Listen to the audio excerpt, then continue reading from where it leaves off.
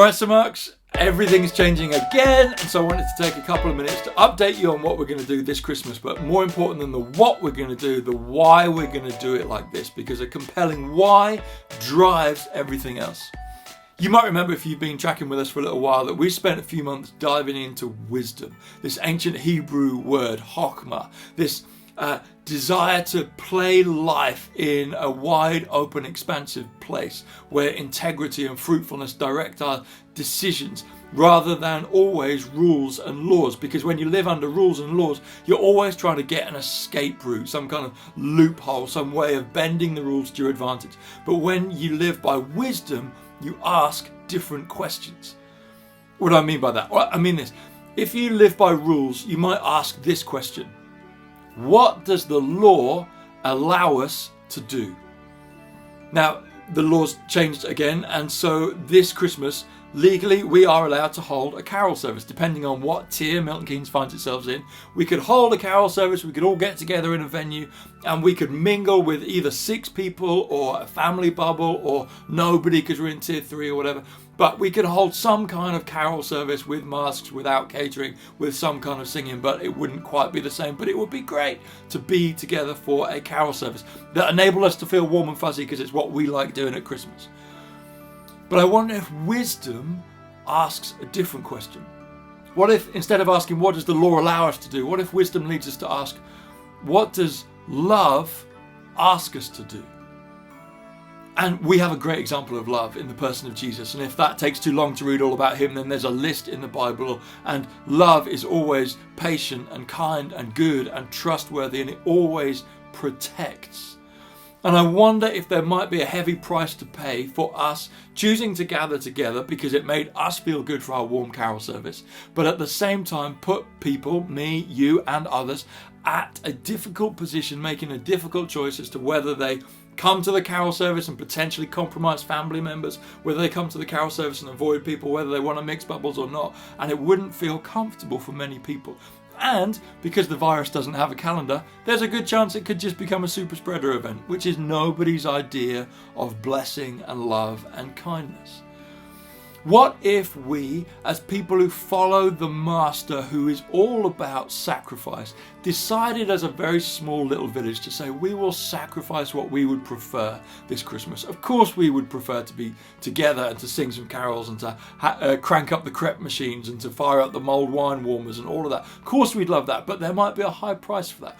What if we sacrificed that just for 1 year? It'll come around again. What if we said, for this year, we won't do that. For this year, even though it's hard work, we'll stay online, we'll stay on Zoom. If we have some extra freedom, then we'll use that to invest in loving others. We'll use that to invest in some walks with 1s and 2s and 3s and to listen deeply to how their life is.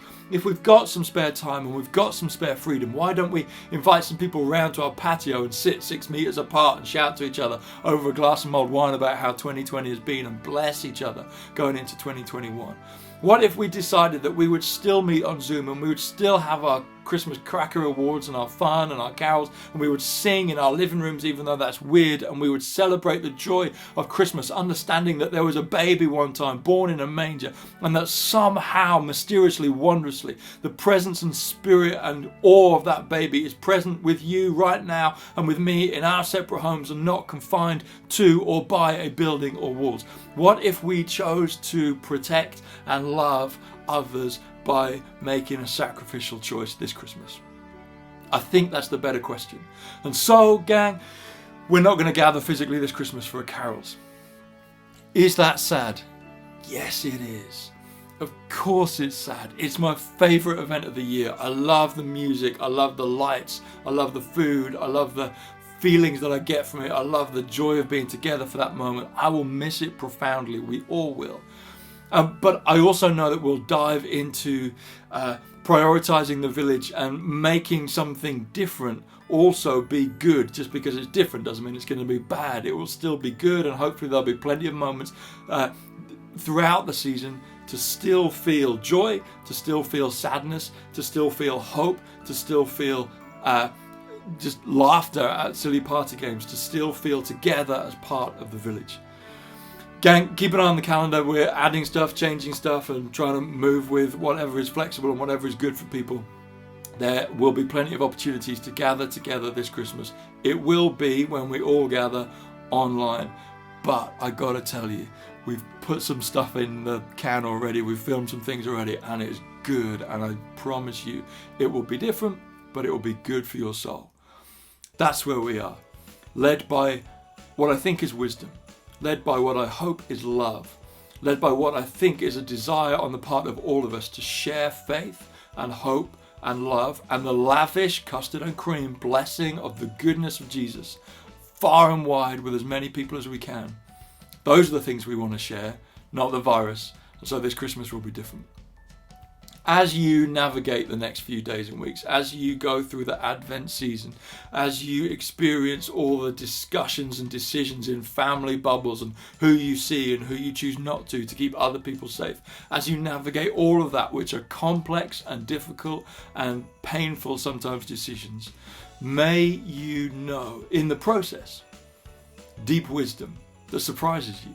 May you know joy and freedom as you decide what to do. May you know the grace and goodness of Jesus, leading you and guiding you and always giving you peace.